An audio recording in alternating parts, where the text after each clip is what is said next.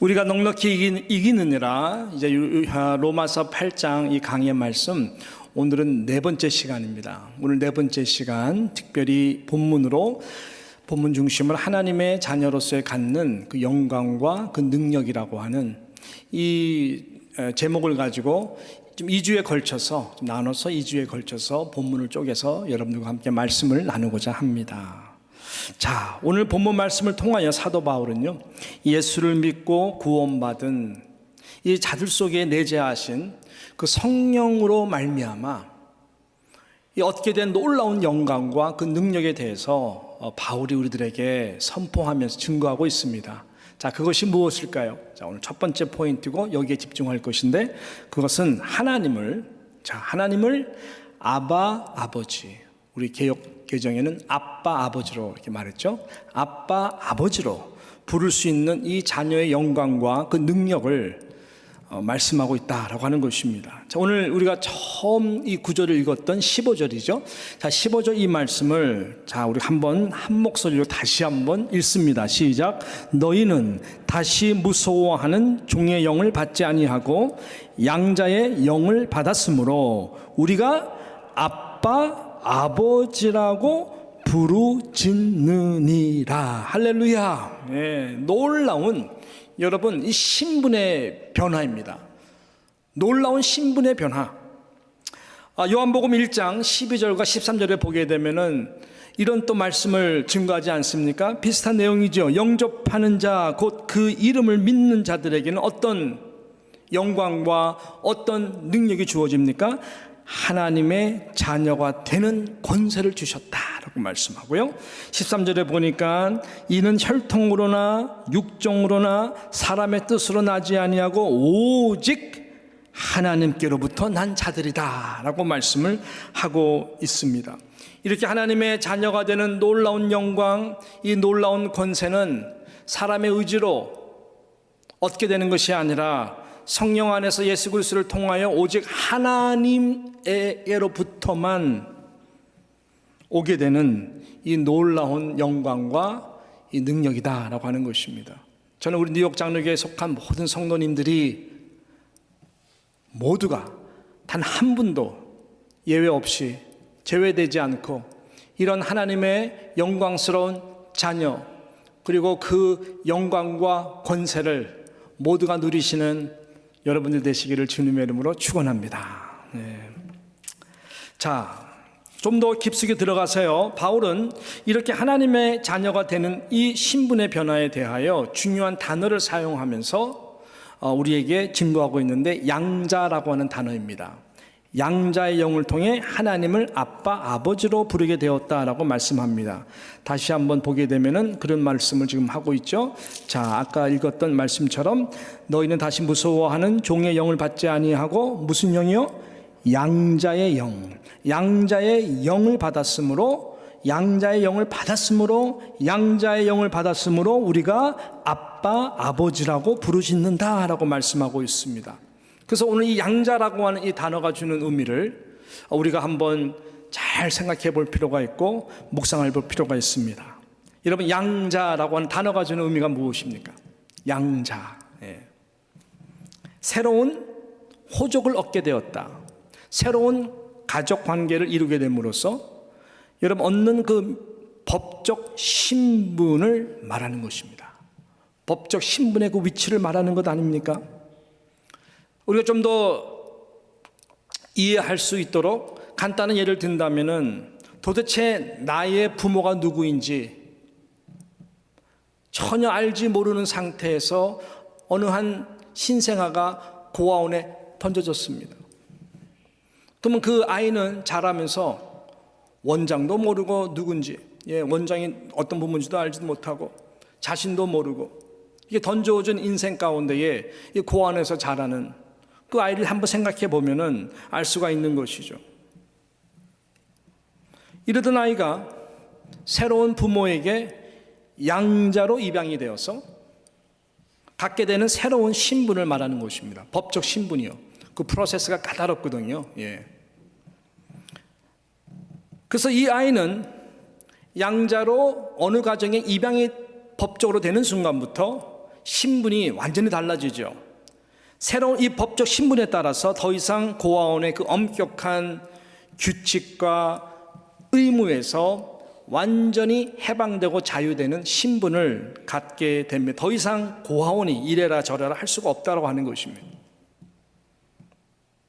자, 그러므로 우리가 양자, 입양, 신학적으로도 그 구원의 프로세스 가운데 어답션이라고 하는 그 부분이 있거든요. 구원의 그 여정들 가운데 이렇게 우리가 양자로 어답트 됐다.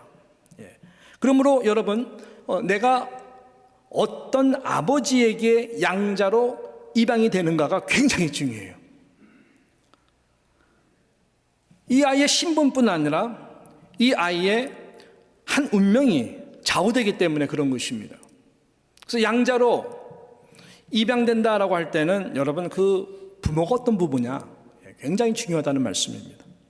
바울은 그런 차원에서 우리에게 이 양자의 영으로 우리가 하나님을 아빠, 아버지로 부르게 되었다라고 말씀하면서 그 하나님이 바로 저와 여러분을 죽도록 사랑하시는 하나님은 사랑이시라. 완전한 사랑, 영원한 사랑, 그 사랑 안에 우리의 삶 가운데 계획을 가지고 계시는 그 하나님이 나와 우리의 아빠, 아버지가 되었다라고 말하는 것이죠. 하나님이 독생자 아들 예수 그리스도를 얼마나 사랑하실까요? 온 우주를 다 주고 바꾼다고 독생자 아들 예수 그리스도가 바꿀 수 있겠습니까? 그 영광 절대로 못 바꾸는 것이 보통 상식 아니겠어요? 하나님은 그 이상으로 아들 예수 그리스도, 독생자 아들 예수 그리스도를 사랑하십니다. 독생자 아들 예수 그리스도가 하나님의 사랑을 너무나 잘 알죠. 그러나 우리가 이러한 양자의 영으로 우리가 하나님의 아빠, 아버지가 되었다는 이 새로운 신분을 얘기할 때에 감동해야 되는 부분은 무엇입니까? 그 하나님 아버지가 그렇게 사랑하고 그 무엇과도 바꿀 수 없는 독생자 아들 예수 그리스도를 십자가를 통해서 저와 여러분을 양자로 삼기 위하여 물과 피를 아끼지 않고 생명을 다 드리기까지 그 사랑을 가지고 저와 여러분을 양자로 삼으셨다라고 하는 거예요. 지금 바울은요, 이 하나님을 다시 발견하는 거예요. 그전에도 하나님을 알고 믿고 섬기면서 하나님을 항상 두려운 존재로 생각했죠.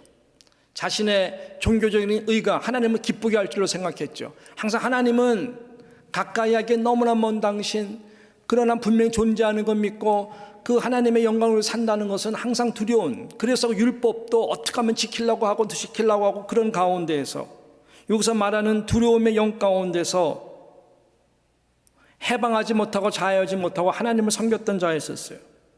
그러나 예수 그리스도로 인하여 완전한 모든 율법을 지킨 예수 그리스도로 인하여 더 이상 율법의 노예로부터 종속되지 아니하는 그런 새로운 하나님과의 관계, 아빠, 아버지가 되었다라고 하는 것입니다. 여러분, 당시 이 종교적 뒷배경을 보게 되면요, 그 하나님에게 감히 하나님 이름을 불러, 아빠는 둘째치고 엘로힘 그런 말을 못했어요. 하나님의 이름을 함부로 우리 인간이 부르면 돌에 맞아 죽어도 마땅한 거예요. 여호와 이름을 망령되이 일컫는다 그래가지고. 그래서요, 하나님을 하나님의 이름이라고 직접 못 불렀어요, 여러분. 그 대신 사도 바울은 성령 안에서 우리가 하나님의 양자로 어답트 되면서 그분을 아빠, 아버지로 부른다. 굉장한 일입니다. 굉장한 레포메이션이에요. 하나님의 마음, 예수 그리스도 안에서 양자된 저와 여러분을 보면서 내가 너에게 그런 존재가 되었다. 나를 아빠, 아람어로 아바가 아빠거든요. daddy 어린아이가 부르는 것처럼 나는 한없이 나만 사랑하는 것 같은 그 항상 나를 보면서 미소를 짓는 그 아빠와 같이 벽이 없이 예수 그리스도가 십자가를 통해서 뚫어놓은 그 관계 속에서 마음껏 성령 안에서 아빠 이렇게 부르라는 거예요. 하나님은 그걸 원한다는 거예요. 나를 이제부터 어려워하지 말고 그렇게 불러다오. 예. 너는 그런 신분이 되었다라고 하는 것입니다.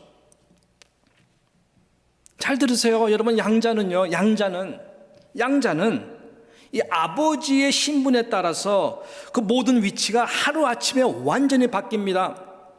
왕의 아들로 어답트 됐다면 그 순간부터 그 존재는 과거의 뭐와 상관없이 왕의 아들이 되는 거예요. 왕자가 되는 거예요. 왕자가 된다는 것은 앞으로 왕의 자리를 물려받을 수 있는 그 영광스러운 신분 아닙니까?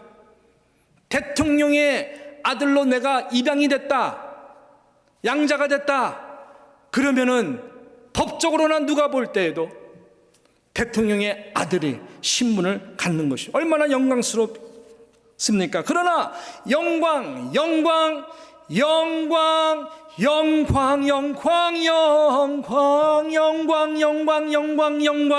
일주일 동안 우리가 나눴던 말씀과 같이 하나님 존재 자체가 최고의 영광 그 자체인데, 그 하나님이 나의 아빠 아버지가 되었다, 내가 아들이 되었다, 딸이 되었다, 최고의 영광 아니겠습니까? 여러분, 누리지 못해서 무지해서 하는 것뿐이지 적어도 가슴을 필 수가 있고, 그 하나님이 나의 아빠구나, 성령 안에서 이 신분을 정말로 우리 모두가 깨닫는 순간 와, 새로운 신분을 통한 새로운 변화의 능력을 성령께서 주신다라고 하는 것입니다. 할렐루야. 정말 그래요, 여러분. 그 미국 테네시 주에서 있었던 일인데요. 그 작은 한 마을에 벤 후퍼라고 하는 아이가 태어났습니다. 그리고 그곳에 자랐는데, 문제는 이 벤 후퍼라고 하는 이 아이는 정말로 너무나 몸도 작고, 문제는 도대체 아버지가 누구인지 모르는 그런 사생아로 태어났고 자란 거예요. 그래서 이 마을의 어른들이 이 벤 후퍼를 보게 되면은 안쓰럽게 보면 다행인데 경계를 했어요. 왜냐하면 당신들의 자녀들이 이 아빠가 누군지도 모르는 사생아, 영어로는 bastard이거든. 영어가 bastard이 여기에요, 실은. You bastard 그러면은 이 호로 자식아, 그런 이야기예요. 저런 bastard하고 놀면 안 돼. 하도 교육을 시켜가지고 같은 또래 애들이 그 마을에 존재했지만은 이 벤 후퍼랑 같이 노는 건커녕 계속 왕따로 이제 놀리는 거예요. 그러니까 얼마나 괴롭게 자랐겠어요. 이 아이는 참 착한 아이임에도 불구하고 그 환경이 그랬어요. 아주 가련한 아이로 자랐습니다. 이제 벤 후퍼가 12살이 되었어요. 이제 청소년으로 진입하려고 하는 아주 예민한 나이겠죠. 근데 그때 그 마을 가운데에 한 교회에 젊은 목사님이 부임해 오셨어요. 벤 후퍼는요, 그때까지 교회를 가본 적이 없어요. 가고 싶은 마음이 없어서가 아니라 갈 수 있는 상황이 안 된 것이죠. 모든 사람들이 싸늘한 눈초리로 보고 조롱하는 저 아이가 교회 들어온다? 우리 아이들과 주일학교에서 어울린다? 그런 분위기였어요. 그리고 뭐 보수적인 분위기라고 말할 수가 없는 것이죠. 자, 그런데 이 젊은 목사님이요, 새로 오셔서 가는 곳곳마다 뭔가 분위기가 밝아지는 듯, 그리고 이 목사님이 가는 곳곳마다 많은 사람들이 환히 웃고 격려를 받는 그러한 분위기가 조성이 되는 것을 멀리서 지켜보면서 이 후퍼가 그 목사님을 멀리서 보면서요, 나도 저분이 이제 그 인도하는 예배, 그 교회에 가고 싶다라는 마음이 생긴 거예요. 그러다가 용기를 냅니다. 그래서 교회에 가야 되겠다. 교회에 가야 되겠다. 근데 정시에 들어갈 수는 없으니까 예배가 시작되고 할 때에 아무도 안 볼 때에 뒤에 조용히 들어가서 맨 뒷자리 구석에 앉아서 이렇게 조용히 예배를 드리는 거예요. 그래서 목사님의 말씀을 듣고, 그 다음에 이제 축도하실 때에 다른 사람들이 일어나서 돌아서기 전에 항상 먼저 나오는 거죠. 그렇게 몇 달씩 반복하면서 예배를 드렸어요. 근데 어느 날 이 목사님의 그 메시지가 너무나 이 벤 후퍼 마음 가운데에 와닿은 거예요. 감동을 받은 거예요. 우리말로 말하면 은혜를 받은 거예요. 그 메시지 중심이 아마도 이 하나님의 사랑에 대해서 들은 메시지겠죠. 나 같은 사람을 사랑하시는구나. 그래서 그날따라 너무나 눈물도 흘리고 감동이 많아서 빨리 축도할 때 나가야 되는데 본인도 모르게 그 축도를 받으면서 하나씩 눈물 흘리면서 그 타이밍을 놓쳐버린 거예요. 나중에 딱 보니까 사람들이 딱 서서 다 이미 가는데 본인이 너무나 놀라고 아뿔싸 지금부터 가야 되겠다. 사람들 사이에 껴서 갈 수밖에 없어요. 왜냐면 나가는 문은 딱 하나고 동선은 정확하게 하나밖에 없기 때문에.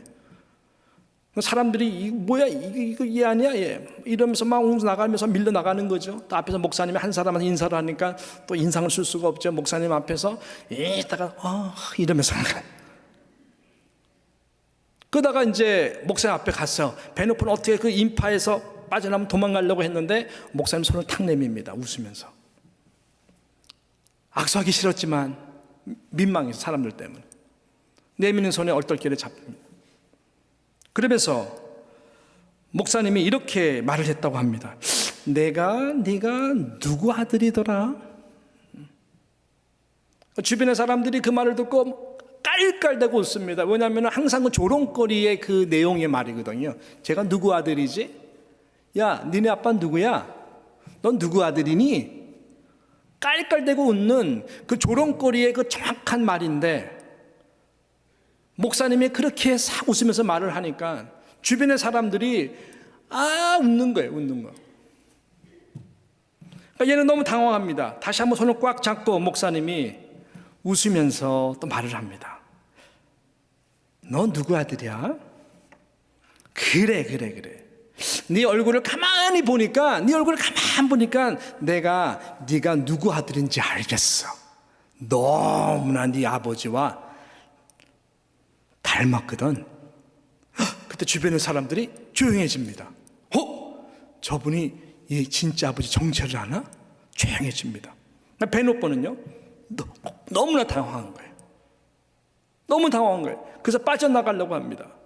그러면서 어깨로 손을 빼서 빠져나가는 그 등을 보면서 이 젊은 목사님이 큰 소리로 외칩니다. 너는 하나님의 아들이야. 네 모습을 보면 알 수 있지. 목사가 보면 모르나요? 은혜를 받고 있는지. 얘가 왜 구석에 와서 예배를 그동안 계속 드렸는지 왜 몰라요? 특별히 그날따라 이 아이의 진짜 모습을 보면서 왜 몰라겠어요? 제가 어떤 아이인지, 왜 이 동네에서 왕따를 받고 있는지 왜 몰라요? 다 알죠. 얘는 모르죠. 목사님 얼마나 관심 있게 얘를 보고 있었는지. 그래서 예배 시간을 통해서 아마 이 목사님은 참 귀하구나 쟤. 그런 사랑의 마음이 있었던 것 같아요. 그래서 다 들리도록 너는 하나님의 아들이야. 그러니까 하나님의 아들답게 훌륭하게 잘 크거라.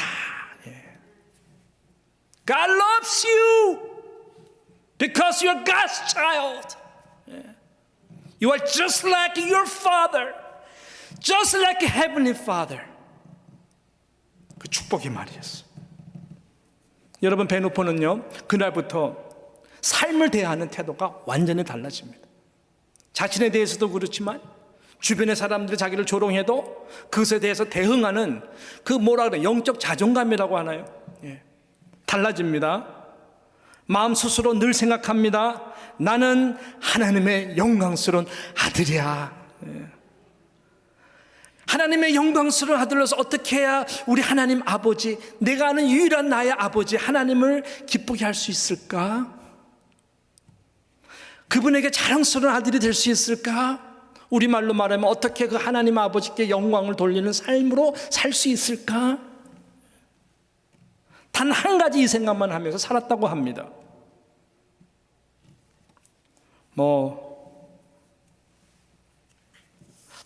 그 모든 과정 가운데에 아무리 사람들이 You bastard, don't try hard, Your life is so limited, you have no future because you are a bastard. 사생아인 너, 호라신 너가 무슨 미래의 기회가 있겠어? 노력해봤자 상관없어. 아무리 자기를 조롱해도 그때마다 나는 하나님의 아들이야. 나는 하나님의 아들이지. 그 마음으로 모든 고난들을 통과해서 결국은 그 말을 뛰어넘는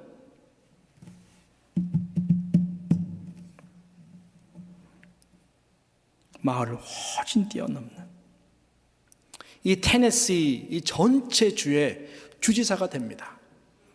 무엇보다 존경받는 주지사가 됩니다. 그리고 이제 인터뷰 가운데에 그는 과거를 회상하면서 이렇게 말을 합니다. 그때 그 목사님을 통해 내가 하나님의 아들이라는 말을 듣던 그날이 바로 제가 테네시 주의 주지사로 새롭게 태어난 날이었습니다. 할렐루야. 네. 잘 들으세요. 저는 우리 뉴욕 장로교 성도 여러분들 얼굴을 보면은 누가 아버지인지 압니다. 여러분들이 어떻게 하나님을 예배하고 어떤 얼굴로 사람들을 대하며 이런 사람 저런 사람 힘들게 하는 사람 어떤 사람 상관없이 여러분의 말의 톤의 색깔과 단어의 선택들 그 눈빛을 보면은 여러분의 아버지가 누구인지 압니다. 이는 내 사랑하는 아들이요 내가 기뻐하는 자로다. 이 음성을 단 한 명도 예외 없이 듣는 영광스러운 하나님의 아들들, 딸들이 다 되시기를 주님의 이름으로 축복합니다. 지금 사도 바울이 이 말을 하는 거예요. 성령께서 그렇게 만들어 가신다는 거예요. 그래서 바울은요, 하나님이 나의 아버지가 되는 그 순간부터 그에게 온 것은 이 영광스러운 신분과 함께 고난이었거든요. 전에는 핍박하는 자였었는데 이제는 핍박받는 자가 됩니다. 전에는 하나님이라고 이름 아래 자신의 영광만을 위해서 가장 높은 자리에 가기 위하여 살았지만은 이 예수 그리스도를 만난 다음에 이 영적 최고봉, 예수님의 영광에 비하면 나는 정말로 이 배설물도 못하는 존재구나. 도저히 근접할 수 없는 예수 그리스도의 영광을 그가 만난 다음에는 완전히 나는 둘로스다. 나는 그리스도의 둘로스다. 나는 노예만도 못한, 포니처만도 못한, 가축만도 못한 존재이다. 그 영광의 신분과 함께, 그러나 흔들리는 영광의 신분과 함께 그에게는 그것 때문에 예수를 증거하기 위해서 온갖 고난을 받습니다. 그래서 바울은 그러한 맥락 속에서 우리가 양자로서 얻는 최고의 영광의 이 신분, 영광 그 자체이신 그 하나님의 자녀가 되었다. 그걸로 우리 인생이 끝났으면 참 좋겠는데 반드시 영광과 비례하는 만큼 또 영광을 돌릴 수 있는 큰 영광스러운 하나님의 자랑이 되는 그릇이 되는 만큼 고난도 함께 따라온다라고 얘기하고 있어요. 그래서 오늘 여러분 가만히 보세요. 이래서 오늘 말씀에 보게 되면 우리가 이제 오늘 18절까지만 볼 텐데 이 17절, 18절을 우리 한번 한 목소리로 같이 한번 읽어봤으면 좋겠어요. 시작. 자녀이면 또한 상속자 곧 하나님의 상속자요 그리스도와 함께한 상속자니 우리가 그와 함께 영광을 받기 위해 또 고난도 함께 받아야 할 것이네. 같이 배려합니다. 그래서 18절 우리의 자세 생각하건대 현재의 고난은 뭐예요? 장차 우리에게 나타날 영광과 비교할 수 없다. 물론 하나님의 영광스러운 신분 또 하나님의 영광을 살려고 또 그릇으로 만들어 가기 위해서 하나님께서 변장된 축복 고난이라는 것을 통해서 우리에게 사용하시고 그 현재에 당하는 고난이 정말로 어떻게 보면은 솔직히 말씀드린다면은 우리가 머리로는 동의하고 가슴으로는 알지만 그 영광된 신분과 내가 고난이 더 크다고 생각하죠. 예. 근데 비교가 안 되는, 사도 바울은 그렇지가 않다라는 거예요. 현재의 고난은 장차 나타날 영광과 도저히 비교할 수 없다. 그래서 현재의 고난이 아무리 고난이라 할지라도 하나님의 영광을 위해서 하나님께서 하시는 이 귀한 프로세스니까 그 큰 영광을 바라보면서 현재의 고난을 어떻게 해요? 이겨나가라. 그 능력을 성령께서 주신다는 거예요. 왜? 양자기 때문에. 이것이 오늘 지금 바울이 우리에게 증거하는 이 내용의 말씀인 것입니다. 왜 그럴까? 상속의 개념이기 때문에 그래요. 하나님이 우리에게 영광스러운 하나님의 자녀로 구원만 하고 이 땅에 고난이 없으면 얼마나 좋겠습니까마는, 고난이 있는 이유는 다른 것이 아니라 아까 17절에서 말씀하신 그 내용에 자녀이면 이꼴, 또 뭐라 그래요? 우리의 정체성이, 우리의 신분이 자녀인데 이꼴 상속자라는 거예요. 곧 하나님의 상속자고 그리스도와 함께한 상속자라는 거예요. 그래서 우리가 그와 함께 그 상속자로서의 영광을 이 땅 가운데에서 하나님의 영광을 위해 나타나기 위하려면 고난도 함께 받아야 된다. 즉 고난을 통해서만이 참 상속자가 상속자의 그릇이 될 수 있도록 빚어가신다. 하루아침에 되는 것이 아니죠. 물론 우리의 신분은 하루아침에 됩니다. 하루아침에 정말 여러분이 예수 그리스도를 진정으로 성령에서 믿는다면, 예수 믿는다는 것이요, 그 인디케이터가요 굉장히 심각하고 심오하고 깊이가 있어요. 입술로 그냥 예수 믿어 구원받, 아니에요 여러분. 저는 아니라고 생각을 해요. 누구든지 다 그렇게 할 수 있죠. 속지 마세요. 스스로도 속지 말고 속지 마세요. 물론 그것이 구원의 도를 이루는, 마음으로 믿어 입으로 시인하여 우리가 구원에 이른다는 것 믿습니다. 그 이상 어떻게 설명할 수가 없어요. 그렇지만 신비한 무게가 있어요. 은혜의 무게가 뭐냐? 예수를 믿는다는 건요, 잘 들으세요, 이 영광스러운 하나님의 자녀가 된다는 이 놀라운 신분의 변화인데, 그만큼 고난이 있다는 얘기는 뭐냐? 예수를 믿는다는 것은 내 생명보다 그 예수 그리스도의 생명을 더 소중하게 여긴다는 거예요. 그 말은 내가 예수를 위해서라면 목숨을 드리겠습니다. 그 믿는 예수를 위해서 내 생명을 전혀 아끼지 않고 드리겠습니다라고 하는 그 전제가 있는 믿음이에요. 그것을 왜? 예수님이 우리에게 구원의 그 도를 주기 위해서 당신이 십자가에서 다 생명을 줬기 때문에 그런 거예요. 그거를 믿으면 영광이 하나님의 자녀의 신분이 됩니다. 그럼 그 믿는 것이 무엇이냐? 그 예수를 믿는다는 것이, 그 믿는 것이 뭐냐? 쿠리오스예요. 쿠리오스. 예수를 주로 믿는 거예요. 그래서 초대교회 때 온갖 박해 가운데 있었을 때, 와, 우리는 그런 시대 살지 않기 때문에 다행이다. 천만의 말씀. 시대마다요, 악한 사단은 쉬지 않고 일하기 때문에 우리에게 박해를 합니다. 피지컬한 퍼시큐션이 없어요. 물질로서, 유혹으로서, 문화 가운데에 얼마나 여러분들 유혹하는데요. 자, 그래서 이 초대교회도 보게 되면 예수를 믿는다고 하는 증거가 뭐냐? 쿠리오스예요. 너 헤롯 왕을, 네로 왕을 핍박하는 여러 로마의 왕들, 엠파이어를 쿠리오스로, 이 돈에 막 동전인 것 쿠리오스로 고백하겠느냐?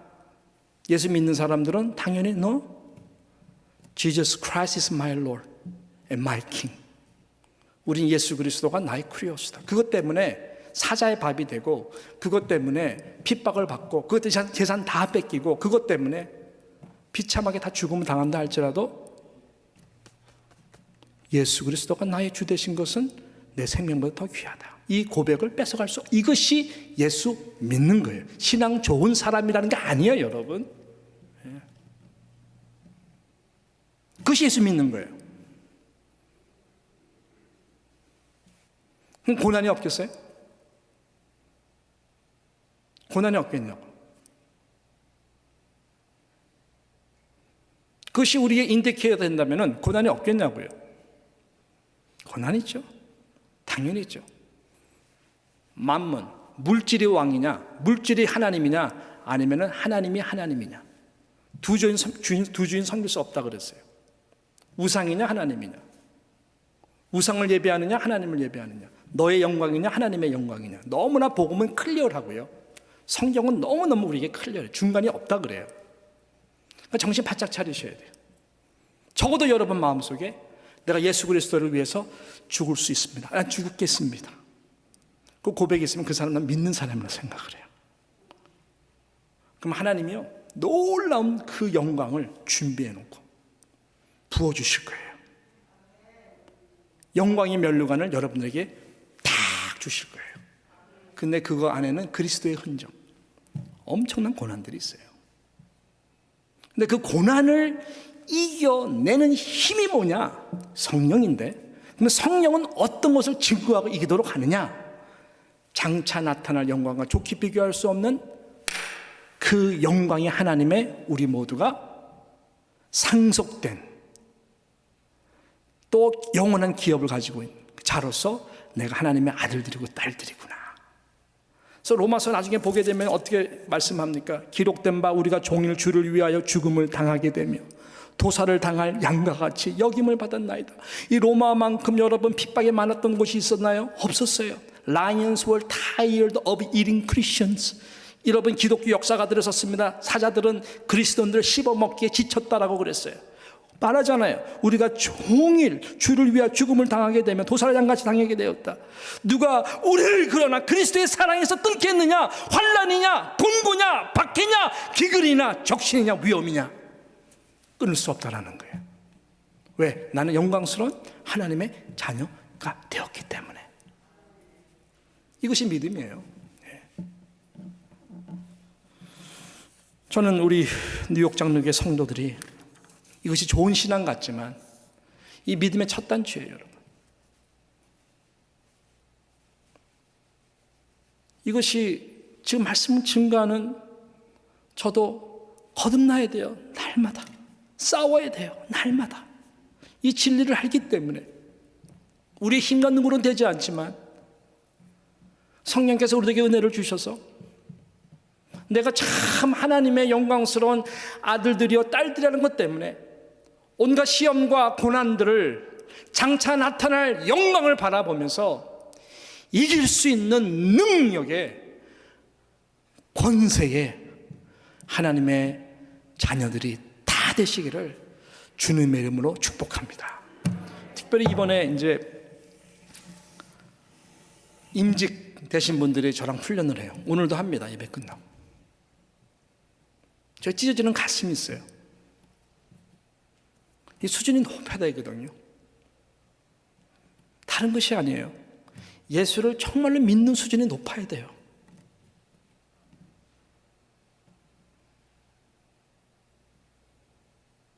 기도해 주세요, 여러분.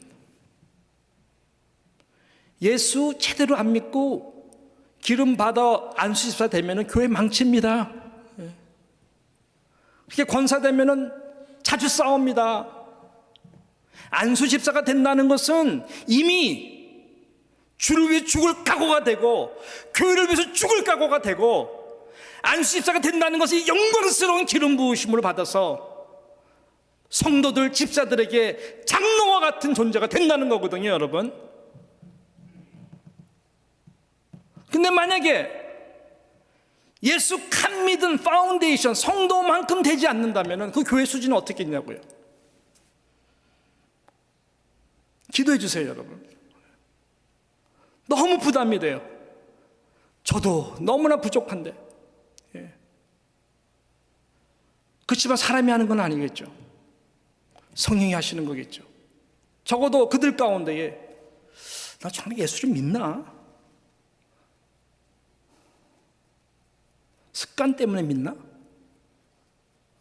뽑아주셨으니까 내가 안수집사 돼야 되나? 그러면 안 돼요. 하나님 앞에서 내가 정말 예수 믿나? 교회를 위해서, 영광을 위해서, 복음을 위해서 죽을 각오가 됐나? 모든 전제서 하나님 앞에 드려도 하나도 아깝지 않을 정도로 그 마음의 준비가 됐나? 부자 청년과 같이 야, 너 그거 다 바쳐서 가난한 사람 구제했을 때 시험 받고 돌아가는 그런 자들은 하나님 나라에 속하지 않았다 그랬잖아요. 기도해 주세요. 다른 것 없이 그냥 예수만 믿으면 돼요. 예수를 믿으면 돼요. 하나님의 영광스러운 자녀임을 알아서 어떠한 고난, 어떠한 상황 가운데서도 하나님의 영광을 위해서라면 주님 내 목숨을 드리겠으면 적어도 그때 가봐야 다 알겠지만 적어도 우리 마음은 그런 마음으로 하나님 앞에 선 자들이 리더가 돼야 돼요. 하루아침에 되는 건 아니지만 적어도 내가 지금은 부족하더라도 그러한 경외심, 그러한 두렵고 떨리는 마음으로 훈련받아서 우리 교회에 정말 이 믿음의 수준에 올라갔으면 좋겠어요. 그래서 참 예수 믿는다는 게 저런 거구나, 참 리더가 된다는 것이 저런 거구나, 좀 그러한 하나님의 영광스러운 신분을 가진 자로서 어떤 고난도 장차의 영광을 바라보며 이길 수 있는 좀 그런 우리의 수준이 정말 하나님이 원하시는 영광스러운 신분으로 만들어진 예수 그리스도 안에서의 그 엄청난 피와 생명의 대가를 여기 서 있는 목사로부터 우리 모두가 다 한마음 한뜻되어 하나님의 영광을 위해서 지금 현재의 고난을 하나님이 원하시는 방법으로 성령을 이겨나갈 수 있는 그 은혜와 축복이 우리 가운데 나타날 수 있도록 기도해 주시고 그런 누장이 될 수 있도록 더욱더 우리 스스로가 하나님 앞에 겸허히 나가기를 간절히 바라는 것입니다. 할렐루야. 이것이 하나님의 자녀가 갖는 놀라운 영광과 그 영광 때문에 갖는 고난이다. 그렇지만 그 영광을 알면 고난을 충분히 이길 수 있다. 이러한 이 은혜의 메시지가 저와 우리 모두에게 가슴에 울림이 있는 살아있는 하나님의 음성이 되기를 주님의 이름으로 축복합니다. 기도합니다.